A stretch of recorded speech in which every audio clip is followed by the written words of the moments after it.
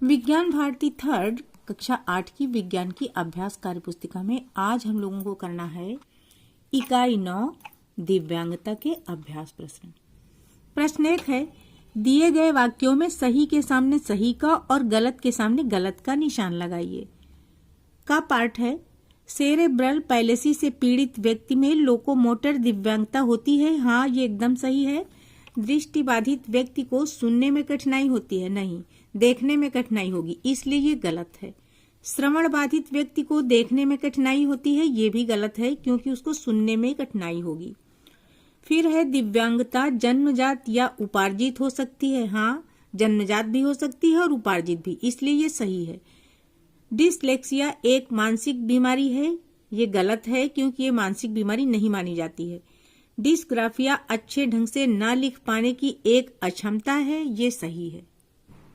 दूसरा प्रश्न है, नीचे दिए गए दिव्यांगता को उनके प्रभावित अंग से मिलान कीजिए। श्रवण बाधिता, इससे कान प्रभावित होता है और दृष्टि बाधिता में आंख। लोकोमोटर दिव्यांगता हड्डियों या जोड़ या मांसपेशियों से संबंधित होती है। ऐसे ही मानसिक दिव्यांगता में मस्तिष्क प्रभावित होता है। प्रश्न 3 है, नीचे दिए गए शारीरिक एवं मानसिक अक्षमताओं को छांटकर जन्मजात एवं उपार्जित दिव्यांगता में लिखिए। आकस्मिक दुर्घटना में हाथ या पैर की हड्डियों का टूट जाना, पोलियो रोगी, हाथ पैर न होना, सेरेब्रल पैलेसी, डिसलेक्सिया, डिस्ग्राफिया, मूक बधिर, आंख में चोट लगने से दिखाई नहीं देना। तो इनमें से जन्मजात दिव्यांगता हो सकती है हाथ पैर ना होना, या फिर सेरेब्रल पैलेसी, या डिसलेक्सिया, डिस्ग्राफिया और मूक बधिर। जबकि उपार्जित दिव्यांगता होंगी आकस्मिक दुर्घटना में हड्डियों का टूट जाना, पोलियो रोगी और आंख में चोट लगने से दिखाई नहीं पड़ना। 4 नंबर है, दिया स्कूल जा रही थी। रास्ते में उसने एक ऐसे व्यक्ति को देखा जिसे दिखाई नहीं देता है। उसने सोचा, जो बच्चा देख नहीं सकता वो कैसे पढ़ता होगा। स्कूल पहुंचने पर उसने अपने शिक्षक से यही प्रश्न पूछा। शिक्षक ने बताया, जिन्हें दिखाई नहीं देता वे एक विशेष लिपि से पढ़ते हैं जिसे ब्रेल लिपि कहते हैं। इस लिपि में अक्षर या वर्ण या संकेत उभरे रहते हैं और व्यक्ति या फिर बच्चे उसे स्पर्श करके पढ़ते हैं। इस लिपि का आविष्कार लुई ब्रेल ने किया था। अब इसी से संबंधित प्रश्न है जिनका हमें उत्तर देना है। का नंबर है, क्या आप जानते हैं कि ब्रेल लिपि से पढ़ने वाले व्यक्ति का कौन सा अंग प्रभावित होता है? तो हाँ, आंखें प्रभावित होती हैं उसकी, तभी उसको दिखाई नहीं पड़ता और वो ब्रेल लिपि के माध्यम से पढ़ता है। फिर है, बिना देखे कोई कैसे पढ़ सकता है? तो स्पर्श करके या फिर उन अक्षरों को छू करके पढ़ते हैं वो लोग। ग नंबर है, ब्रेल लिपि का आविष्कार किसने किया था? तो ब्रेल लिपि का आविष्कार किया था लुई ब्रेल ने।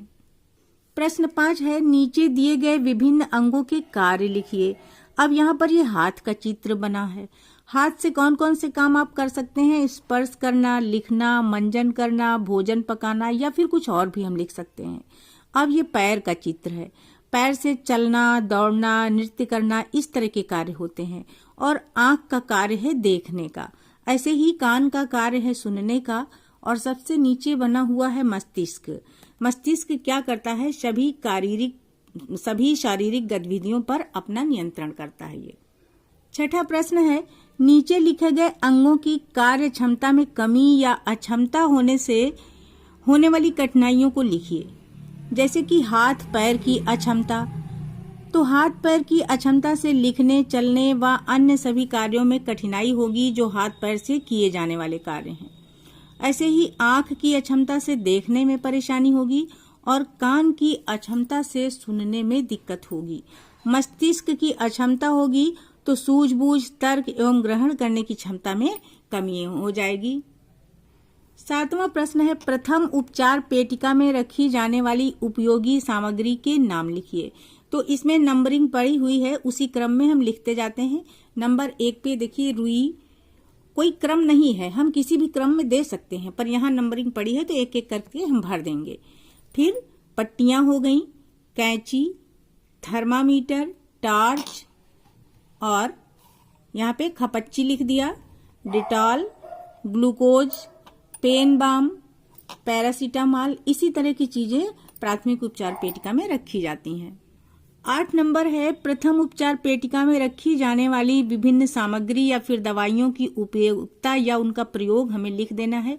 एक तरफ सामग्री लिखी है, दूसरी तरफ हमें उसकी उपयोगिता लिख देनी है। जैसे रुई या फिर कपास से मिलती है ना, इसलिए यहाँ कपास लिखा है। रुई का क्या उपयोग है? घाव की सफाई व दवा लगाने में इसका उपयोग किया जाता है। बैंडेज, ये हल्की खरोंच या हल्की चोट में इसका इस्तेमाल करते हैं। फिर है एंटीसेप्टिक डेटॉल, इसको घाव को संक्रमण से बचाने में उपयोग इसका हम करते हैं। अगला है ORS। ORS घोल जो होता है, इसको उल्टी, दस्त या अन्य कारण से होने वाले निर्जलीकरण को दूर करने में किया जाता है। अब है पैरासीटामॉल, इसको हम बुखार उतारने में प्रयोग करते हैं। इसका थर्मामीटर से शरीर का ताप नापा जाता है। और सबसे लास्ट है एंटीसेप्टिक क्रीम, जो कि चोट या घाव को संक्रमण से बचाने में उपयोग करी जाती है।